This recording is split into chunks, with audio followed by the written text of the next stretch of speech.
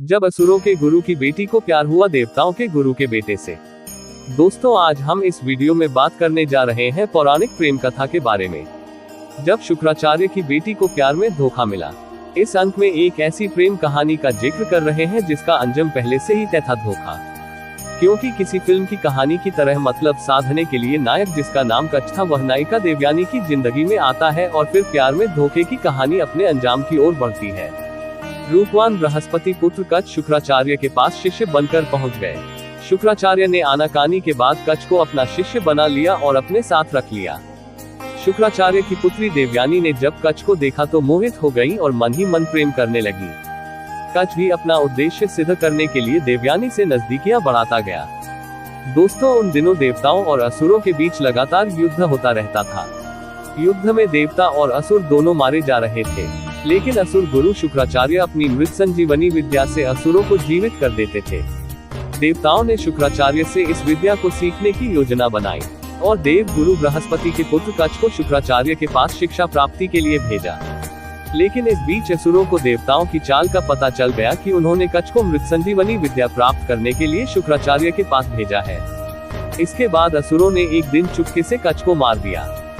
देवयानी को जब इस बात का पता चला तो विलाप करने लगी। पुत्री के आंसुओं से द्रवित होकर शुक्राचार्य ने मृत संजीवनी विद्या द्वारा कच को फिर से जीवित कर दिया। इसके बाद इनका प्रेम और बढ़ने लगा। असुरों ने फिर से कच को मार डाला, लेकिन शुक्राचार्य ने फिर से जीवित कर दिया। अंत में असुरों ने कच को मारकर जला दिया और उसकी राख को पेय में मिलाकर शुक्राचार्य को ही पिला दिया। जब शुक्राचार्य और देवयानी को इस बात का पता चला तो उनके सामने संकट खड़ा हो गया। दिक्कत यह थी कि अगर कच जीवित होता तो शुक्राचार्य मारे जाते।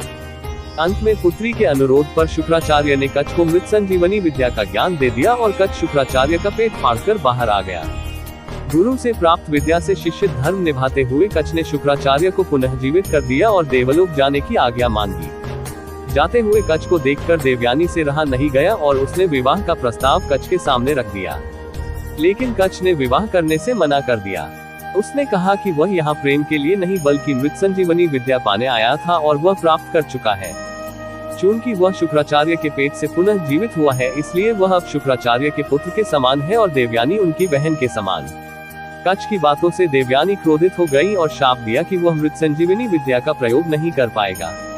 आवेश में आकर कच ने भी शाप दिया कि किसी ऋषि कुमार से उनका विवाह नहीं हो पाएगा।